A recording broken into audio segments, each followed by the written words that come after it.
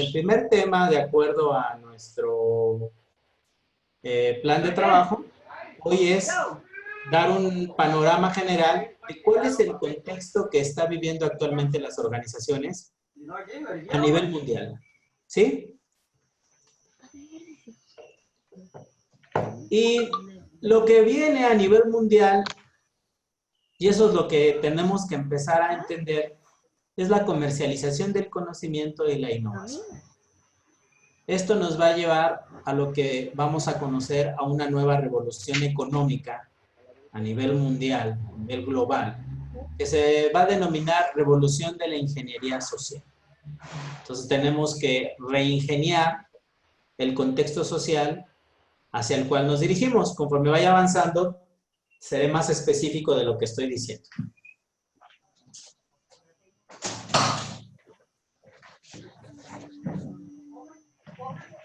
La comercialización del conocimiento y la innovación está basada en la automatización a nivel global de procesos organizacionales.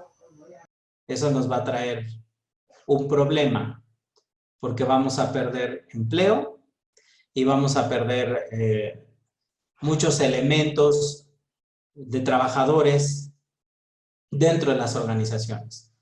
Entonces va a haber un despido masivo y el problema es qué voy a hacer con las personas que no están teniendo trabajo, y entonces es el nuevo reto con el cual nos vamos a enfrentar. Pues es importante que empecemos a capacitar profesionales basados en gestionar conocimiento, en automatización de procesos, ¿no?, e innovación, pero el problema es que no va a haber trabajo para todos si no tienes este tipo de competencias en un futuro. ¿Cuáles son nuestros antecedentes que se están manejando en todo el planeta? En Europa, en Asia, África, Oceanía y obviamente en nuestro contexto Latinoamérica, Norteamérica. Tenemos equidad de género, eso nos lo están demandando las sociedades a nivel mundial, en todo, en los mismos puestos, mismos espacios, mismos ingresos, mismas oportunidades, y no se están generando. Entonces ahí tenemos que ir a la par de que esto ya debería haber sido superado desde hace mucho, pero sigue siendo un problema. Dos, la multiculturalidad. La globalización empezó como un modelo económico. Sin embargo, surgió la globalización cultural y la globalización social como consecuencia de la globalización económica. Y esta globalización social nos llevó a la multiculturalidad. Por ejemplo, aquí en México, hay una franquicia muy exitosa de vender sushi. Pero es el único país, me imagino yo, que vendemos sushi con mango con chile. Y eso es multiculturalidad. Pasaremos de la globalización a la localización de los productos, y entonces vamos a tener un nuevo concepto que hoy vamos a llamar glocalización. Glocalización, que es tropicalizar productos y servicios para la sociedad de acuerdo a su cultura y a su contexto. Obviamente también tenemos, hoy todas las empresas tienen que internacionalizarse. Esto no implica que salga fuera de sus fronteras, sino que adopte programas internacionales, pueda hacer internacionalización desde casa. ¿Qué implica esto? Que entonces la organización tendría que desarrollar elementos de, por ejemplo, dominar una segunda lengua, principalmente el inglés, una segunda lengua, parte de su lengua nativa, y evidentemente esta internacionalización, pues adoptar modelos exitosos, adaptados, tropicalizados hacia las diferentes culturas, modelos de negocio, de servicios económicos, políticos, sociales, que estén funcionando a nivel del mundo, sin salir de casa. Dígame. Profe, disculpe, no sé si está proyectando algo, pero bueno, acá no me sale la presentación a mí, no sé si los compañeros estarán igual, lo que me sale es la pantalla estática, no sé si estará con alguna presentación. Sí, estoy con una presentación, estoy con la primera diapositiva, ¿se está viendo? No. Yo no lo estoy viendo. Ok. Los compañeros, no sé si alguno lo estará viendo. No se ve. Ok, sí. Entonces, por ahí tenemos un problemita. Como me dijeron que ya se veía. Profesor, lo que se ve son sus documentos personales. Ah, pero no se está viendo entonces la... No, se ven sus carpetas, por ejemplo, pero no se ve proyectado. Ok, permítame. Qué bueno que me diga, porque si no, no estamos... Yo estoy hable y hable y ustedes no están checando. Nosotros vamos a tener acceso a esa presentación. Sí, se las voy a enviar. No se las envía ahorita porque está muy pesada. Pesa como 7 megas. Porque trae videos. Ok, entonces, esto es lo que quiero compartir.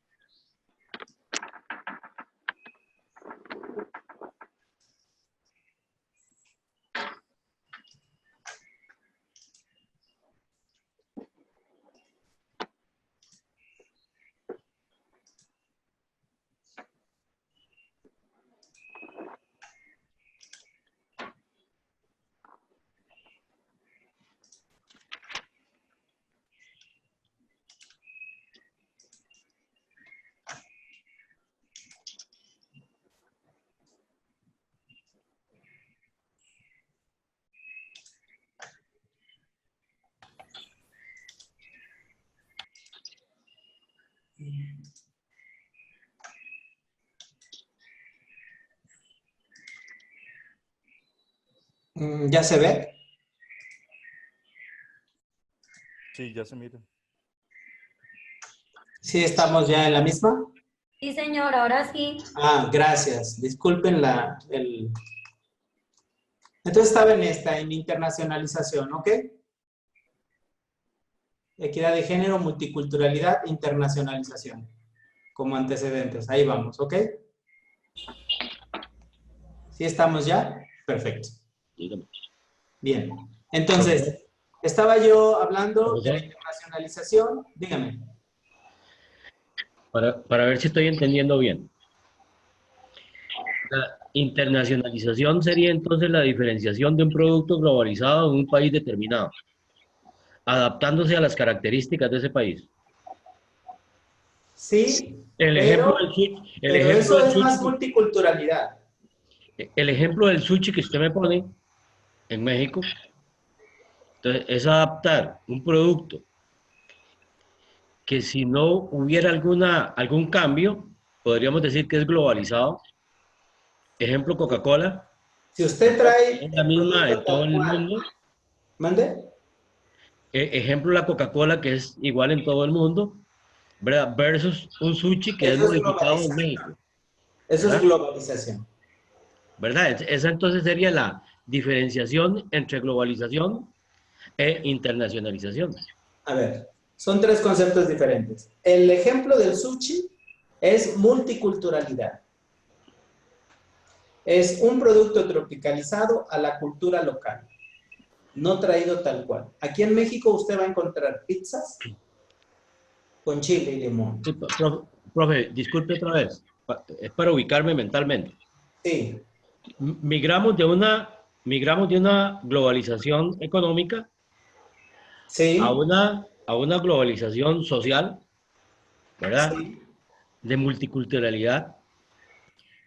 Entonces, para seguir usando la palabra globalización, independientemente de si es económica o es social.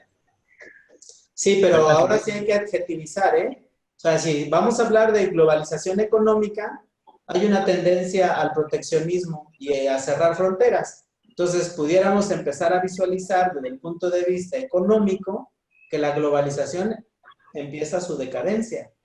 Sí, por Pero supuesto. desde el punto de vista de la globalización cultural que dio origen a la multiculturalidad, esa llegó para quedarse. Sí, Porque hoy en obviamente. día estamos tropicalizando productos y servicios a nivel mundial. Eso es multiculturalidad. Internacionalización es adoptar modelos de negocio, de gerencia, de programas a nivel mundial de otros países y que usted se lo traiga acá a su país sin salir de casa. Y entonces está internacionalizando a su organización o está internacionalizando su empresa, su producto, su servicio, que es modelos que han funcionado fuera y que está tropicalizando para Centroamérica o Latinoamérica o específicamente para Costa Rica. Y eso es lo que nos da como internacionalización. ¿Ok? Muchas gracias. Y la globalización, este programa de internacionalización es crearle competencias al equipo de trabajo internacionales.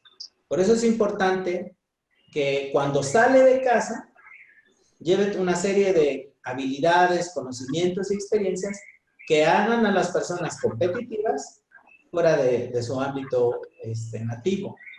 Y entonces se vuelve una persona internacional, pero hay que prepararlo desde casa, ¿no? Ya la internacionalización, salir de las fronteras locales, ya es el último paso. Hay primero que internacionalizarlo en casa. Por eso se empieza ahí. Que hable una segunda lengua desde casa. Que tenga conocimientos que vamos a decir de clase mundial. Estos conocimientos de clase mundial son base para que pueda ser un buen ciudadano del mundo y se pueda desarrollar en cualquier contexto organizacional, mundial, porque es un buen ciudadano aquí y en China, aquí y en Estados Unidos, aquí y en Europa. Funciona, sabe cómo adaptarse, no le tiene miedo a esa parte porque ya se le dieron competencias internacionales en casa. Y esa es una tendencia que hay que hacer con el nuevo contexto organizacional, con las nuevas organizaciones que tienen que hacer ciudadanos mundiales, trabajadores de clase mundial, que guarden normas que aquí en cualquier parte del mundo son adecuadas. Porque usted puede ir a algún país y tener, recientemente veía un artículo, por ejemplo, que en Colombia, una persona de mayor de edad, que la regla en Europa es 21 años, por ejemplo, puede tener relaciones sexuales con un menor de edad de 14 años. Pero en Colombia eso es permitido y no es un delito. No sé si es el caso de Costa Rica. Aquí en México, si usted tiene relaciones sexuales con un menor, que eso implica menos de 18 años, usted está cometiendo un delito, aunque sea con consentimiento de la otra parte. Va directo a la cárcel. Se toma como pederasta. Entonces, cuando usted lleva competencias internacionales, conoce ciertas reglas del juego, donde no hay de que aquí esto es un delito, pero en mi país no, o aquí puedo hacer esto, pero en mi país no. Cuando usted lleva competencias internacionales, es usted un ciudadano del mundo, donde, por ejemplo, está acostumbrado a pagar impuestos. Aquí y en cualquier parte. Y no anda buscando mercados fiscales o paraísos fiscales para evitar pagos de impuestos. Porque entonces deja de ser usted un ciudadano del mundo. No tiene competencias internacionales. Por eso esta nueva revolución va muy enfocada a la parte social.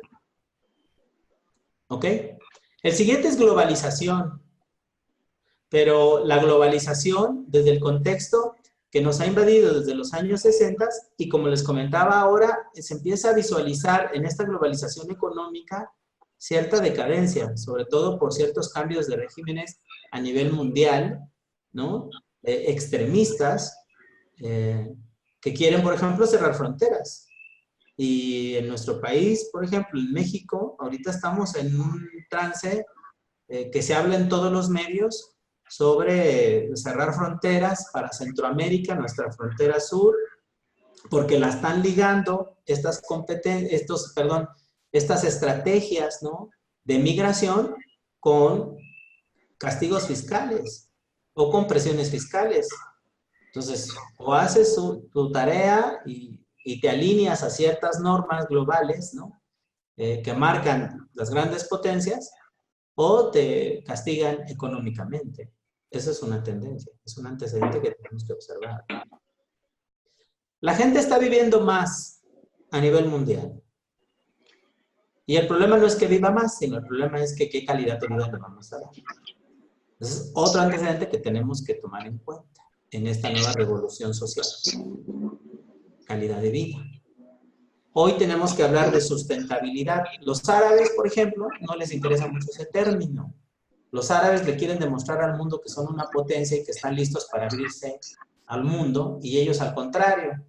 En los países árabes vas a encontrar el estadio más grande del mundo, el hotel más grande del mundo, el aeropuerto más grande del mundo, la plaza más grande del mundo, la autopista más grande del mundo, todo lo más grande del mundo, cueste lo que cueste, al fin que ahí, en los países árabes, como la gran mayoría son desérticos, no hay nada que cuidar. Entonces, como no hay nada que cuidar, ya se acabaron todo, pues adelante, a mí la sustentabilidad no me importa, y van sobre eso. En cambio, en Europa, sustentabilidad y sostenibilidad son dos conceptos que en Europa son de cajón. Tú no puedes hacer un edificio o una fuente y decir que va a ser la más grande del mundo si primero nos dices que es sustentable para el medio ambiente y sostenible para la sociedad, porque entonces tienes ahí un desarrollo que el día de mañana va a ser un problema para el país o la ciudad o la sociedad a la cual lo sustenta. Entonces, estos conceptos de sustentabilidad y sostenibilidad tenemos que ser muy cuidadosos. ¿Sí? Y por último, evidentemente, el advenimiento de la tecnología, que cada vez avanza más y más, y tenemos un problema ahí con la tecnología, porque a mayor desarrollo tecnológico, hay más desfase generacional, ¿no? Eso tenemos que considerar. Bien, esto nos ha llevado a estas llamadas revoluciones económicas o también revoluciones del conocimiento. Estas revoluciones han existido a lo largo de la humanidad. Hasta ahorita hemos detectado 4. Empezamos con la revolución agrícola. Las revoluciones iniciales duraban más años. La revolución agrícola duró milenios. Luego vino la revolución industrial, aproximadamente duró 100 años. A mediados del siglo XIX para terminar en la Segunda Guerra Mundial. Cada vez que pasábamos a una nueva revolución económica o del conocimiento, llegaba para quedarse. No quiere decir que la revolución agrícola o industrial terminó. Quiere decir que se van reinventando. Ni siquiera me fijé qué números eran los que me mandaron. Nada más me acuerdo que eran 61. El resto no me acuerdo. Y yo los dejé pegados en el cuadro para que no se me vayan a perder. Y ahora los tengo que cobrar mañana. Creo que ahí se está viciando el audio con alguien, ¿verdad?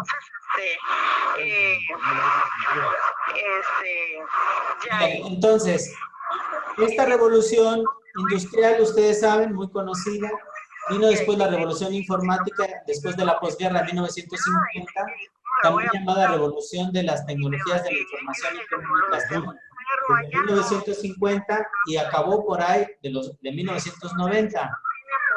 Su mantenimiento pasa hacia la revolución biotecnológica, pero la revolución biotecnológica sentó las bases, va adoptando de todas las anteriores y lanzan una nueva. Esta revolución biotecnológica, o biotecnología, hace una fusión entre tecnología y biología, y entonces empezamos a tener conceptos como biónica, clonación. De hecho, se considera que la oveja Dolly, que fue el primer espécimen clonado, ¿no? Entonces, aparte a esta nueva biotecnología. Estas revoluciones agrícola, industrial, informática, biotecnológica, dan lugar a nuevos modelos de negocio y de administración. Es importante que los conozcamos.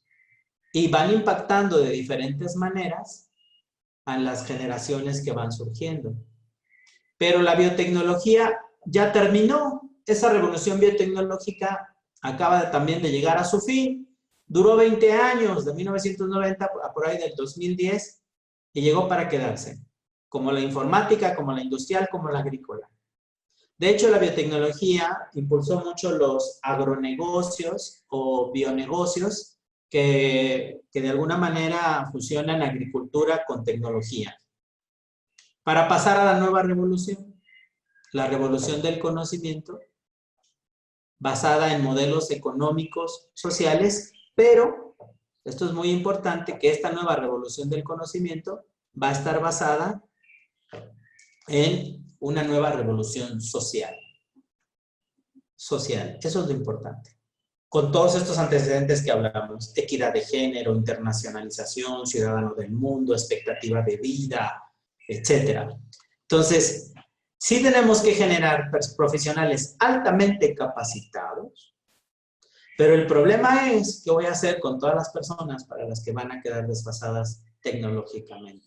Por eso esta revolución del conocimiento y de la innovación tendría que ir de la mano de una nueva revolución social, porque si no nos metemos en un problema grave. Todos los sectores, tanto productivos, empresariales como de gobierno, tendrán que entrarle a estos conocimientos innovadores. Aquí voy a hacer una pequeña pausa. Para poder hablar de innovación, vamos a tener que hablar de un proceso. Y este empieza con la creatividad. Entonces, el proceso de la innovación, la primera etapa es creatividad. Las personas son creativas y no innovadoras. Las personas son creativas y no innovadoras. Eso es muy importante que lo tomemos en cuenta. 2. Las empresas son innovadoras y no creativas. Entonces, tú tienes que desarrollar competencias creativas en tu equipo de trabajo, de desarrollos creativos en tu equipo de trabajo, que a la postre esa suma de competencias creativas le aporten a la empresa una innovación. Y entonces la empresa empieza a innovar. Consecuencia de la creatividad de su equipo. Entonces, en este orden, personas creativas con empresas innovadoras que al final nos lleve a una sociedad inventiva. En ese nivel, personas creativas, en organizaciones innovadoras, sociedad inventiva. Para poder generar todo este modelo de conocimientos que estamos nosotros tratando de desarrollar.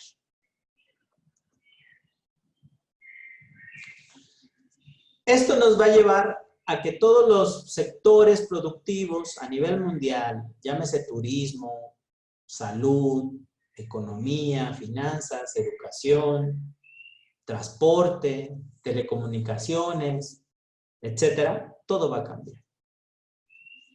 Les voy a dar un ejemplo de cómo se está moviendo hoy en día estos elementos a nivel mundial.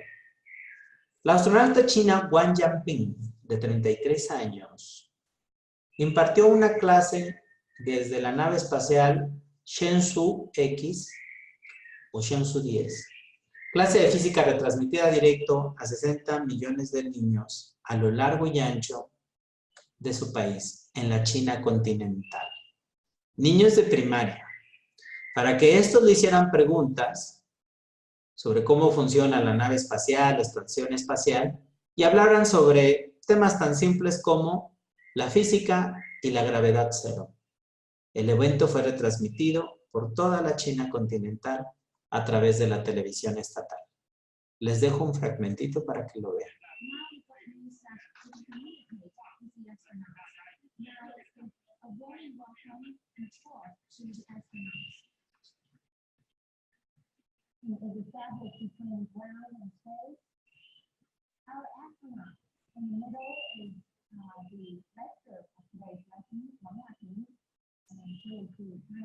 Este elemento fue, no crean que para estudiantes de doctorado de física nuclear o qué sé yo, no, fue para niños de primaria y secundaria.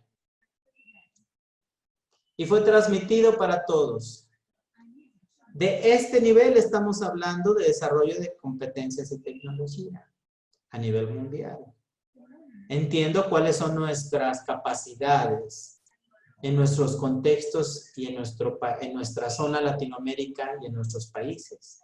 Me queda claro que va a ser difícil que nosotros podamos transmitir a estudiantes de primaria una clase sideral. Sin embargo, creo que podemos hacer en nuestros contextos algo que empiece a desarrollar competencias. Aquí lo importante es que el niño le pierde el miedo a la ciencia y a la tecnología. Que el niño le pueda preguntar cosas tan simples de, ¿y para qué sirve ese botón de ahí? Tan sencillo como eso. Y puedan ellos de alguna manera interactuar y hacerle preguntas con la astronauta de dónde comen, dónde duermen, dónde van al baño, etcétera. Tan simple como eso. Como ven, son niños. No estamos hablando de adultos, ni mucho menos. Yo siempre he dicho en esta parte, por ejemplo, que yo sí creo que podemos conectarnos, por ejemplo, en nuestro caso en México, con un piloto aviador de Aeroméxico y que les diga por qué vuela un avión y cómo vuela y cómo se maneja, y se puede hacer una conexión en vivo, un video, un tutorial para estudiantes de nuestras primarias. Lo podemos hacer. Porque si no, no vamos a llegar a esta revolución. Porque además el mundo se mueve, pero a pasos agigantados.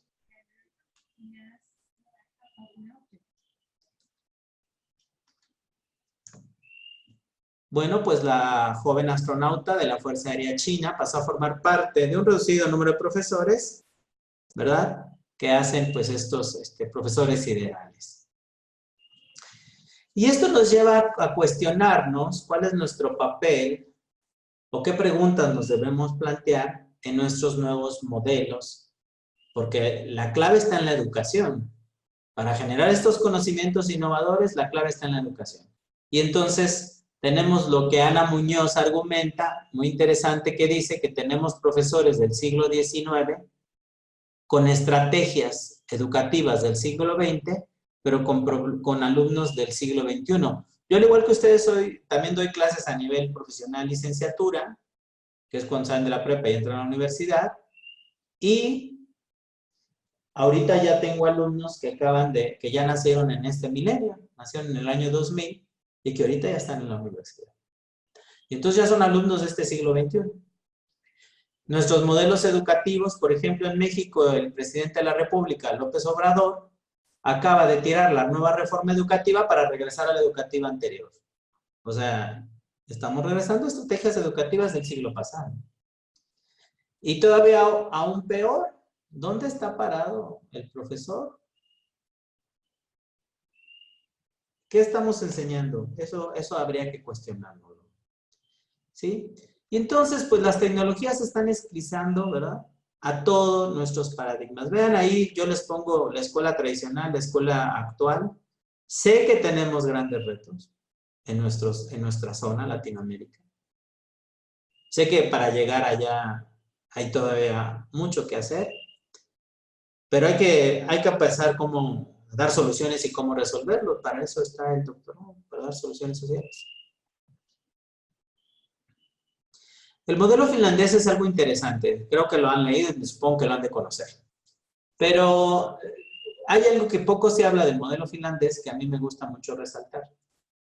La Universidad Nacional de Finlandia, en Helsinki, tenía 3 escuelas diferentes o facultades, como le llamamos acá en México, están divididas por escuelas o facultades.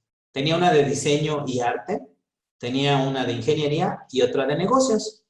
Eran tres escuelas diferentes, ¿ok? Y estas 3 las eliminaron y las fusionaron en una sola escuela y facultad. Ya no hay escuela de diseño y arte, ya no hay escuela de ingeniería y ya no hay escuela de negocios.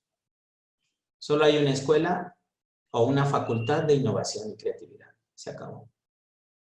Y dentro de ahí, dentro de esta escuela de innovación y creatividad, o la escuela de innovación y creatividad, tiene que el estudiante aprender diseño, tiene que aprender ingeniería y tiene que aprender modelos de negocio. Tiene que aprender a administrar todo esto. Interesante, habría que entenderlo. Claro, por ejemplo, aquí en México, dile, por ejemplo, a los diseñadores gráficos o a la escuela de arte que se funcione con la escuela de ingeniería y ahí te platico lo que te van a contestar.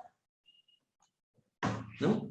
¿Cuáles serán las palabras de uso común para nuestra próxima década? Facebook, YouTube, Twitter, Google, Instagram, las que quieran agregar, van a desaparecer o darán paso para las nuevas organizaciones o tecnologías que estarán surgiendo en el ámbito internacional. En Japón, el primer ministro Shinzo Abe lanzó un plan para el 2020, que prácticamente lo está terminando, un quinquenio de en cada año invertir $1.000 millones para convertir a su país en una superpotencia robótica. Nuevos robots industriales y de servicios atendiendo a las personas. Por eso se está iniciando esta revolución robótica que ha permeado sobre todo en países asiáticos. Oppenheimer en el Miami Herald en el 2007 publicó algo interesante. Decía, el presidente Trump está fantaseando. Si cree que logrará crear empleos manufactureros en Estados Unidos, renegociando acuerdos comerciales con México u otros países en el mundo. Eso ya no funciona. La manufactura es historia. Nuevamente caemos en la revolución de conocimientos. Va a haber empleos que se van a perder para siempre, ¿sí? Los Estados Unidos pasaron del 40% de sus empleos en 1900 a un 2% un siglo después, basados en tecnología. Por lo tanto, resucitar un mundo que ya está agonizando, que es el de manufactura, pues no nos va a llevar a nada. Tenemos que crear una nueva economía del conocimiento y de innovación. Si ustedes piensan que no sucede en el mundo, aquí les traigo algunos datos. Esto es interesante que ustedes lo vean. ¿Cuántos trabajadores han sido sustituidos por máquinas o robots? China, 51%. La mitad de su capacidad de producción. India, 52%. Estados Unidos, 46%. Brasil, 50%. Indonesia, 52%. Rusia, 50%. Japón, 56%. Nigeria, 46%. México, 52%. Empleos perdidos sustituidos por máquinas. Ese es el contexto actual de las organizaciones. Bueno, dirán ustedes, ¿esos también cuestan? Sí, también cuesta, el robot también cuesta. $28 por hora, pero para el 2020 prácticamente es un hecho, ya estamos a la vuelta de la esquina, se está reduciendo a $20 por hora. ¿Qué es el salario promedio abajo de un trabajador manufacturero estadounidense? Lo cual habrá interesante. Si ustedes hagan el cálculo, ¿cuánto cuesta un trabajador que quiere vacaciones, días de descanso, prestaciones, seguridad social, un programa de retiro, etcétera? Pues van ustedes a encontrar que a lo mejor sí es más rentable para organizaciones hacer o tener un robot que le automatice los procesos a tener un trabajador. Díganme. En el caso particular de México, usted menciona ahí que el 52% de la mano de obra ha sido sustituida por la parte tecnológica. ¿Qué políticas a nivel de gobierno se tomaron con esas personas que fueron sustituidas por la tecnología o robot en ese caso? Ninguna. ¿El índice de pobreza aumentó, disminuyó? ¿Dónde está esa gente? México tiene 3 pivotes económicos, en el caso particular de nuestro país. El primero son las remesas que mandan con nacionales de Estados Unidos a nuestro país. Es la primera fuente de dolarización. Es decir, que están inmigrando y que envían dinero a sus familias. El segundo pivote que tenemos es, cuando te digo pivote, son cuestiones o políticas no públicas que han solucionado el problema. El segundo pivote que tenemos es la economía informal, el ambulantaje le llaman acá. No sé si allá le dicen igual. Ambulantaje es cualquier persona que sin pagar impuestos, pues pone un puestecito en la calle o anda vendiendo lo que puede y vive de la economía informal. O sea, no hay ninguna seguridad, no hay ninguna prestación, no hay nada.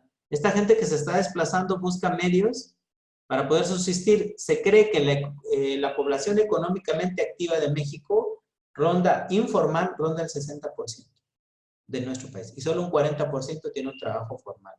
El otro 60% está en la informalidad.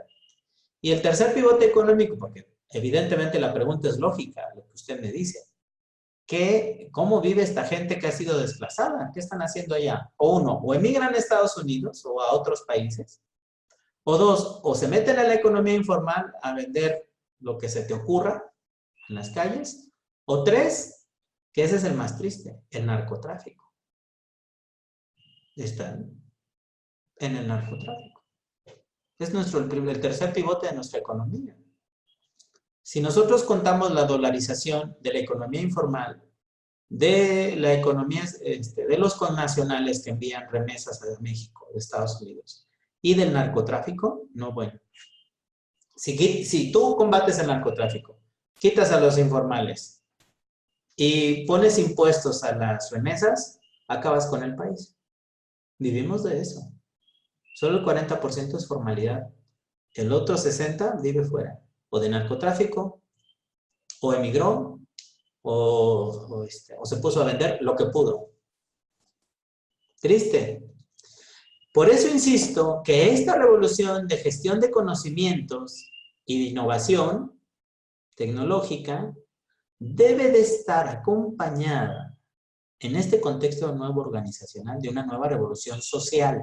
No podemos solo hacer tecnología, desplazar trabajadores sin desarrollar un programa social de rescate a estos trabajadores. Tenemos toda una responsabilidad ahí de políticas públicas que tenemos que ir gestionando. Profesor. Dígame. Encuentro un sinsentido entonces de cómo empezamos la exposición esta y a dónde vamos. Empezamos hablando de equidad, de esa repartición equitativa de puestos de trabajo y de ingresos y de participación en la sociedad, para terminar hablando del robot que nos desplazan. Entonces, estamos hablando de dos cosas completamente diferentes, ¿verdad? De una lucha ya no de competencias, sino de género o de sexos. Pero hay un tercer elemento que no se toma en cuenta al principio y que sería la robótica, porque usted la está introduciendo ahora.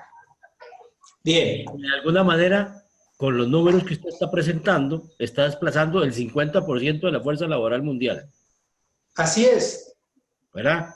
Entonces, ¿sí? ¿Para qué pelearnos en una guerra de sexos?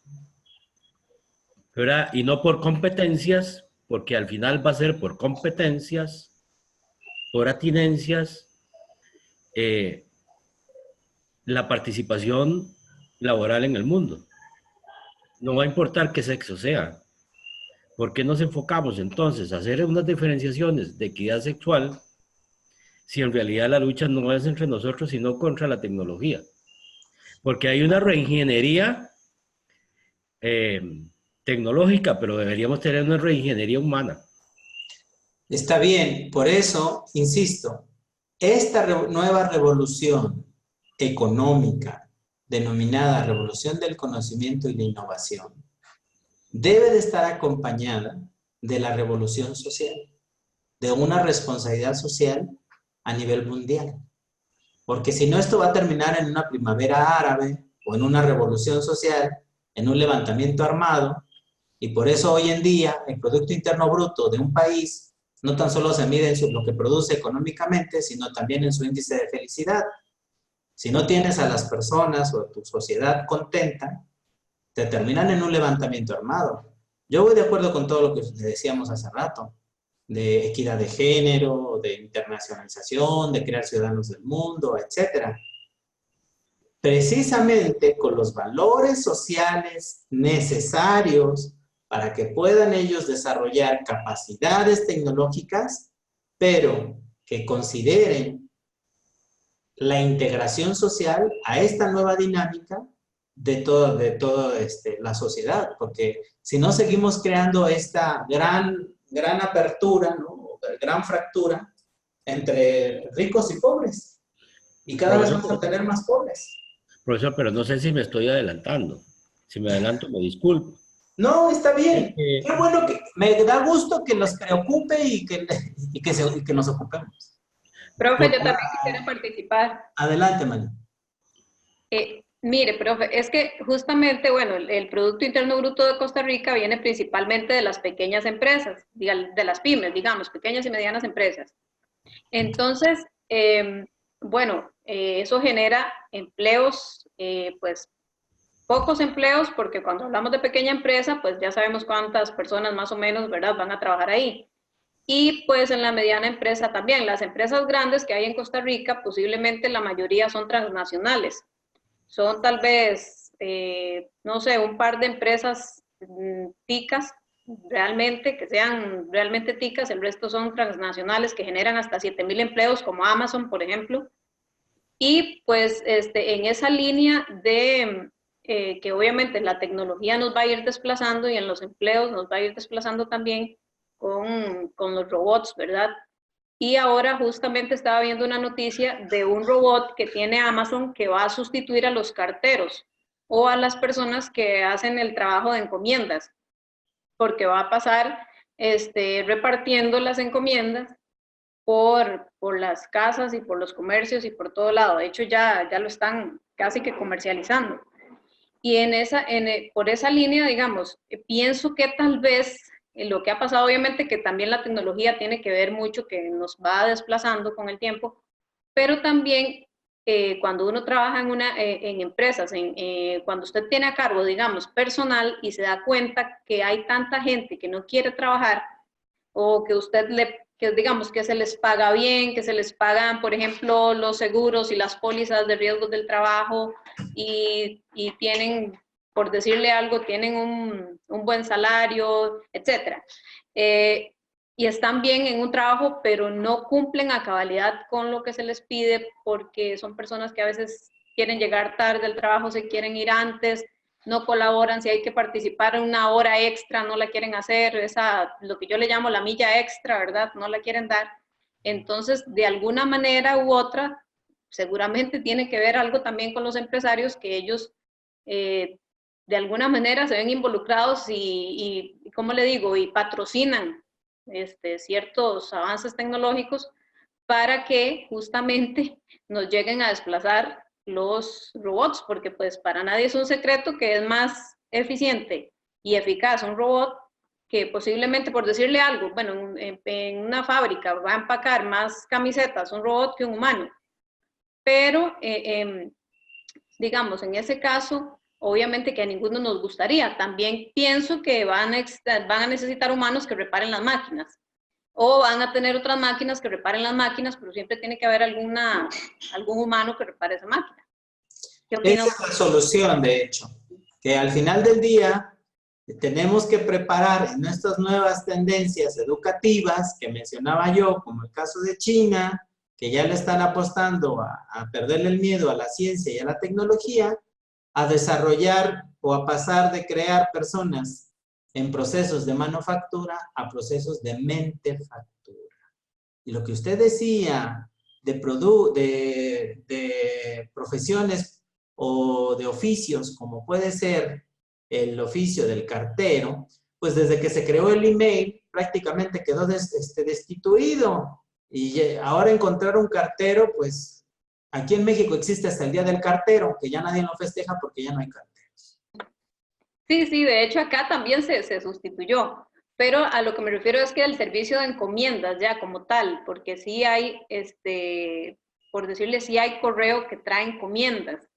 O sea, por decirle, trae productos, por decirle más claro, usted pide algo en Amazon y se lo pueden venir a dejar hasta su casa. Claro, bueno, ya es un proceso diferente. Pero ya estamos nuevamente hablando de tecnologías, de dispositivos móviles, de atención al cliente, de todo trabajado a través de estas tecnologías de información y comunicación y que están desarrollando estos procesos con la capacidad de idear, pensar e interactuar entre personas. Y de lo que decía su compañero anterior, pues sí, hay que tratar de ser incluyentes, porque al rato eso se te vuelve un problema de Estado. Entonces tendríamos que empezar a hacerlo. Me llama la atención lo que dijiste al principio de las pymes. En México estamos igual. También tienen que evolucionar, ya hablaré sobre eso más adelantito, pero también tendrían que evolucionar a estos nuevos modelos de negocio. también en México las pymes generan muchas cantidades de empleo. E incluso ha surgido el micronegocio, que no excede de 5 empleados, pequeñas empresitas.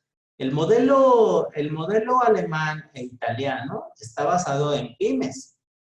Tú vas a Italia, por ejemplo, y encuentras el pequeño restaurante, la pequeña hostería, el pequeño hotelito, y así sobrevive su economía. Bueno, no sobrevive, así tienen su economía. Sí existe la gran industria, pero están igual que nosotros. Alemania anda en el 70% de pymes, y Italia anda como el 75% de pymes, y solo un 25% industrial. Algo tenemos que hacer acá para poder llevar a ese nivel económico y de desarrollo económico con nuestras pymes, porque pues estamos en los mismos niveles de Europa, o bueno, de países de Europa, en cuanto a creación de empleo, ¿no? Y no estamos generando los elementos sociales pues para que sean susceptibles, ¿no? Sustentables. Bueno, ¿en dónde estamos? ¿Qué es lo que quiere la gente? La firma internacional YouGov investiga mercados y análisis en países como Reino Unido, Europa, Norteamérica, Medio Oriente y Asia Pacífico. Tiene sede, hizo un estudio en 17 países en el año 2015. De acuerdo a su análisis por ProExpansión 2015, se encuestaron 18.235 personas de diferentes culturas, tanto de Oriente como Occidente, y se encontraron diferencias, obviamente, entre las culturas, principalmente en el amor. Donde más nos diferenciamos es cómo vemos el amor. Cabe destacar que en países escandinavos como Suecia, Dinamarca, Noruega, Finlandia, priorizan más el amor, por ejemplo, ¿no? Sin embargo, en estos países está creciendo mucho el divorcio. Ahí hay una contradicción. ¿Sí? En algunos países también se prioriza mucho formar familia. Muchos pensarían que los europeos no lo ven así, y el estudio demostró lo contrario, ¿no? También se habla que en China, por ejemplo, también se prioriza mucho crear familia, sin embargo, están disminuyendo los matrimonios. Este tipo de información, ¿sí?, nos da un análisis de lo que nos demandan los mercados internacionales. Aquí tienen más o menos lo que los países de Oriente y Occidente priorizan y qué valía le dan. Para los países de Occidente, ¿no?, vean ustedes que el amor solo vale el 19%, mientras que para los países del este, la salud, o mejorar la salud, es lo que más les importa. Después ven el dinero, mi propia familia, ¿sí?, éxito profesional, progreso espiritual, y el amor hasta el 9% solamente le dan de valor. El último es poder o belleza física. Ahí coincidimos a nivel mundial. Lo pueden ver ahí más o menos como lo ven a nivel mundial, lo que piensan diferentes culturas, de lo que la gente quiere. Todo esto al final se vuelve un crisol social, tecnológico, cultural, global, que tenemos que entender en nuestra Latinoamérica. El reto pasar de una economía de manufactura a que fomente investigación y emprendimiento. De acuerdo al Foro Económico Mundial, del 2015 al 2020 se perderán 7 millones de empleos. Tan solo, por ejemplo, en nuestro país, en México.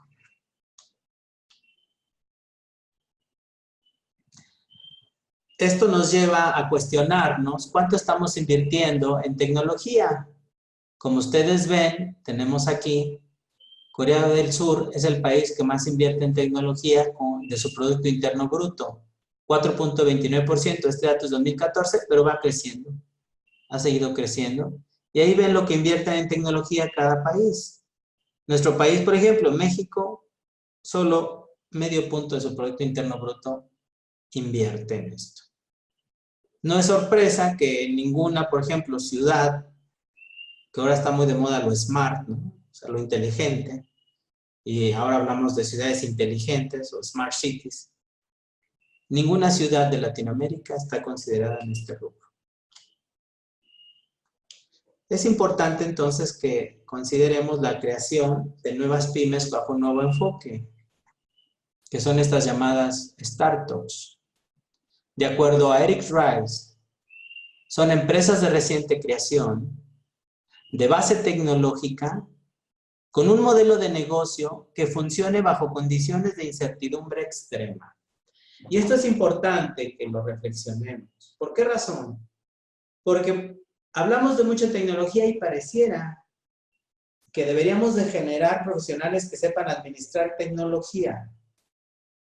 Pero cuando hay agresiones del exterior hacia la organización, la clave ni la respuesta va a estar en la tecnología, sino en el modelo de negocio. Y ahí entra la valía de generar nuevos modelos basados para los negocios y las organizaciones, que debe de nacer de la investigación de doctorados, del nivel doctoral de administración. Porque ahí es donde vamos a encontrar la respuesta, no la tecnología. La tecnología se implementa y se administra, pero vamos a tener que responder a esas condiciones de incertidumbre extrema. Y la respuesta está en el modelo. Dígame. Permiso. Bueno, saludos, profe y compañeros. ¿Se tiene conceptualizado o enumerado los tipos de modelos de incertidumbre extrema o es de creación propia, contextualizados, en este término, localizados, ¿verdad? No sé, por ejemplo, en Costa Rica se usa mucho para la parte de educación el modelo Canvas, un modelo de negocios llamado Canvas. Sí, es el modelo clásico, pero sí, no funciona. ¿Algún tipo de base de datos con modelos de esos para leerlos un rato? Pudiéramos explorar algunos modelos en su momento, pero eso lo iremos viendo conforme vayamos viendo ciertas bases. Adelante. Con respecto a lo que dice Anthony, yo pienso que esos modelos que crean las nuevas organizaciones o empresas están sujetos o no son estáticos, tienen que estar modificándose porque hay muchos factores externos sobre los cuales no se tiene control. Y esa dinámica es la que hace entonces que las empresas tengan ese nivel de incertidumbre y por lo tanto tienen que estar siempre obligadas a estarse informando, estar verificando cómo está la realidad para poder hacer los ajustes necesarios, porque esa es una competencia extrema que se da a nivel mundial. Por lo tanto, esos modelos tienen que estar modificando constantemente. Bien, complementando lo que dices del modelo de negocio, sí, efectivamente, a esa parte, a esos embates de variables externas, que es variables económicas, variables políticas, variables tecnológicas, variables demográficas, culturales, y de competitividad de mercado, esas 5 variables, ¿sí?, están todo el tiempo agrediendo al negocio, ejerciendo influencia. Y el modelo debe ser lo suficientemente resiliente para dar respuestas a esos embates de incertidumbre extrema. Evidentemente, como lo decía su compañero, tú no puedes controlar la parte externa, pero el modelo sí debe de tener estrategias, un stock de estrategias, un inventario de estrategias de administración para dar respuesta a esos embates. De que cuando suceden las cosas, sabe de dónde echar mano. Por eso en algún momento, ya lo veremos cuando revisemos todas las teorías contemporáneas, se hablaba de administrar por proyectos, se hablaba de administrar por escenarios. Y en esa administración de escenarios decía, si el contexto interno-externo es un escenario óptimo, tengo mi grupo de estrategias. Si el contexto interno-externo tiene un escenario pesimista, tengo una serie de estrategias. Y si el contexto es basado en la planeación, lo que hablamos una realidad, ni realidad, entonces tú haces un plan que en teoría vas a seguir. Ese plan de trabajo es el plan real, el que va a funcionar, pero sucede algo en el ambiente externo de la organización, pudiera ser que te beneficiara y entonces te vas a un escenario optimista y sabes cómo responder. Y regresarás en algún momento nuevamente a tu plan inicial y sigues bajo esa planeación real. Pero podrá suceder algo en el ambiente externo que ahora sí le perjudique de forma negativa al negocio y entonces te basas a un escenario pesimista. Y hay estrategias reactivas. Ya hablaremos sobre esos modelos resiliencias. Pero básicamente el modelo de negocio de incertidumbre extrema debe de dar la flexibilidad suficiente dentro de la organización a la velocidad suficiente de respuesta para el embate que te está dando. Sea positivo o negativo, porque puede ser positivo. Entonces tienes que estar preparado en ambos sentidos. Obviamente, nunca hablemos de modelo de negocio si no incluye estos 4 elementos administrativos: planeación, organización, dirección y control. Si yo tengo estos elementos que deben de, fíjense lo que les marca la imagen, debe tener complemento tecnológico, pulso social, desarrollo de innovación, potencia creativa, concepción de estrategia. Dentro de estos elementos administrativos, planeación, organización, dirección, control, si yo logro ensamblar, concatenar estos elementos con la planeación, organización y control, el modelo funciona, o el modelo debe funcionar.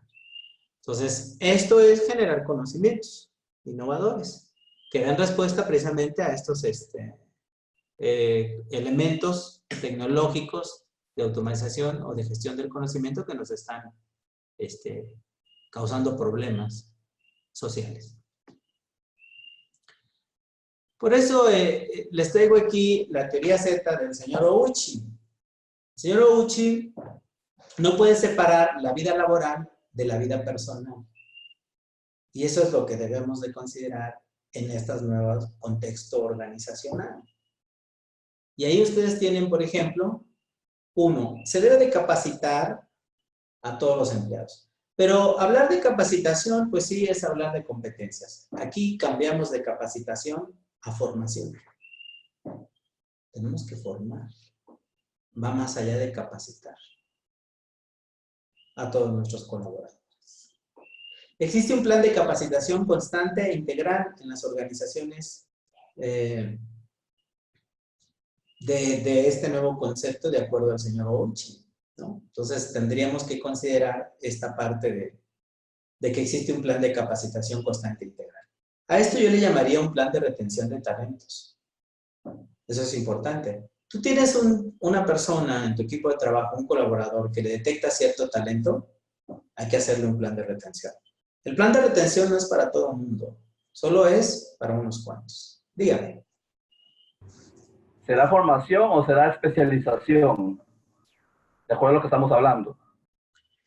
Tú lo especializas, pudiera ser en algún área, tal vez eso él lo aprende en la universidad. Pero lo vas formando basado en los valores, emociones y principios organizacionales. Los valores y principios y emociones organizacionales no son letra muerta. Nunca lo han sido.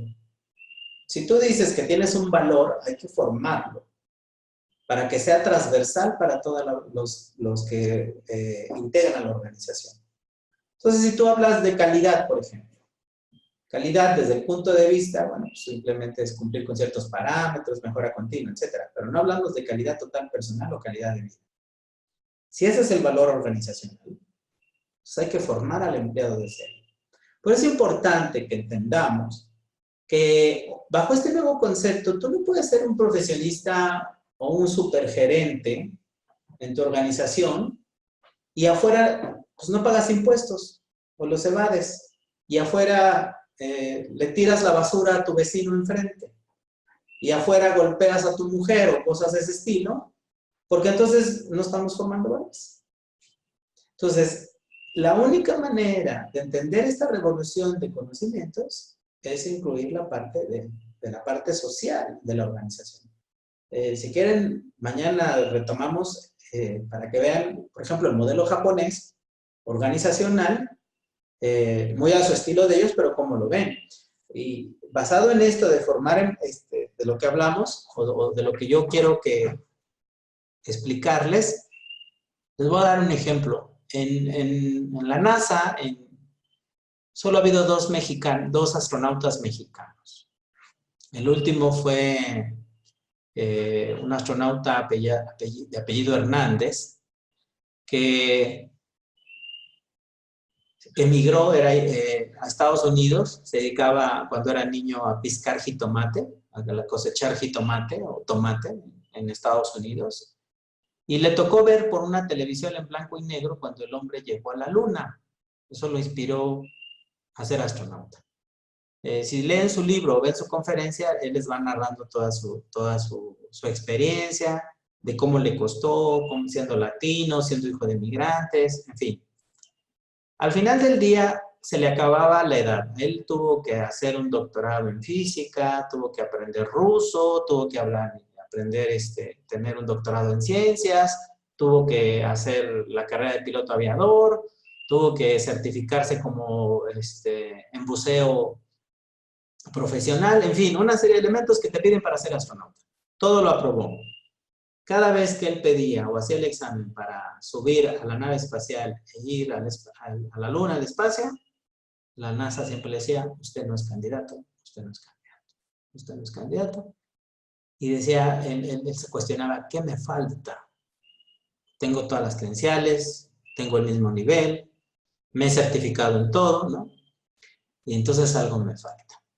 Y al final del día, él pregunta a sus colegas, ¿qué tengo que hacer? Y lo que la NASA te pide, al final, te investiga, es si pagas impuestos, va y entrevista a tu esposa, a tus hijos y a tus vecinos de ti. Puedes tener todas las credenciales que quieras y todos los grados académicos que tú tengas, pero la prueba final es que tu esposa hable bien de ti, tus hijos hablen bien de ti, que eres un buen padre, que eres un buen esposo, que eres un buen hijo y que eres un buen vecino y un buen ciudadano. Y si tú apruebas eso, te suben a la nave espacial. Al final él tuvo que ir con todo esto, estudio que le hacen, ¿no? Y la NASA dice, usted es candidato para subir. ¿Por qué razón? Porque la NASA no quiere al rato que digan, ese astronauta que mandó la NASA me acosaba. Ese astronauta que me envió a la NASA evadía impuestos. Ese astronauta que envió la NASA tiene una demanda millonaria porque hizo tal acto de corrupción, etc. Entonces, la formación es no tan solo las credenciales o la profesionalización, sino estos grados o este nivel de valores que tú demuestras a lo largo de tu desarrollo profesional. Entonces, si tú eres un mal hijo, un mal esposo, un mal padre, una mala madre, etc., en las empresas de clase mundial no tienen cabida para ti. Ahora, no quiere decir que cuando tú sales, a lo mejor lleves todas estas competencias, pero sí hay que formarlas, basado en los valores que la organización solicita. Si no, no hay lugar para ti en este nuevo contexto social. Va de la mano. Hay que reducir la rotación de personal.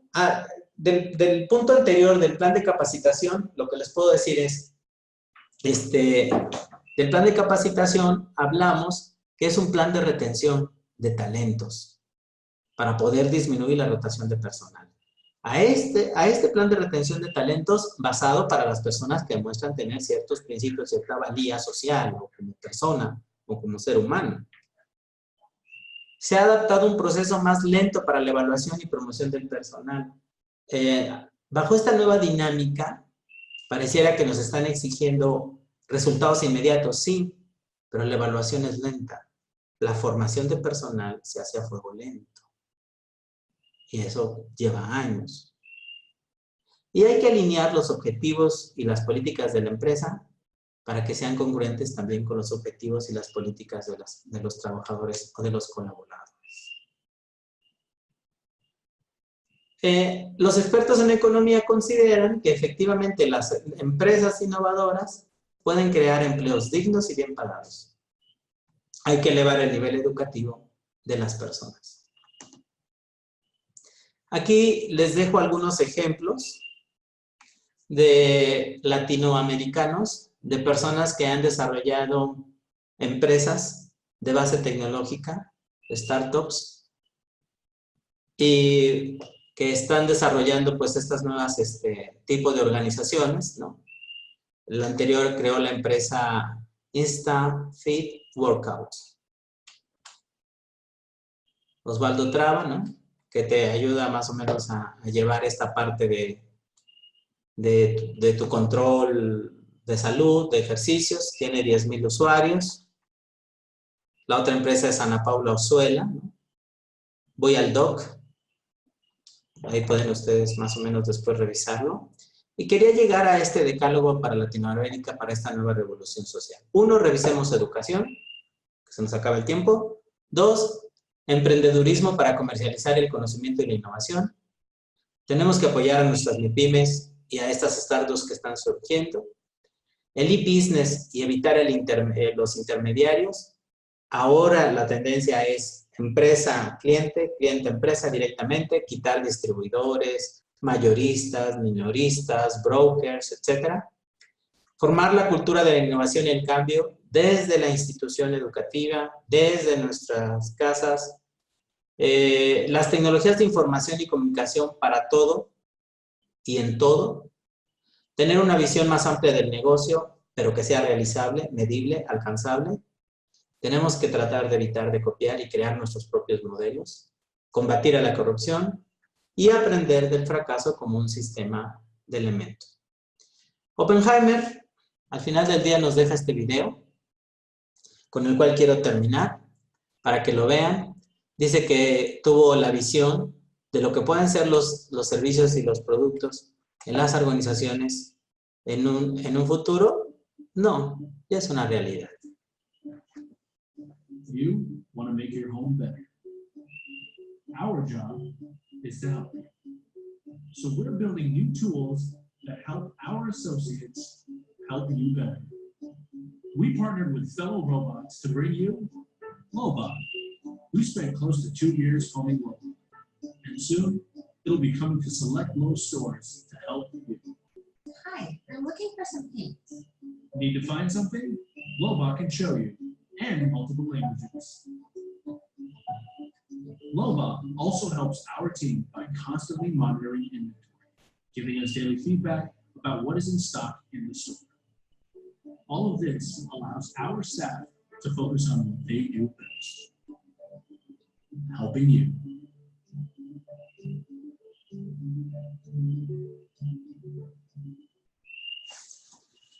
Es una realidad y además más pronto va a llegar de lo que creemos. Terminamos la sesión. Si tienen alguna pregunta o comentario, lo pueden hacer vía WhatsApp y los veo mañana temprano. Si tienen alguna duda o algún comentario final, los veo mañana entonces. Gracias por su atención.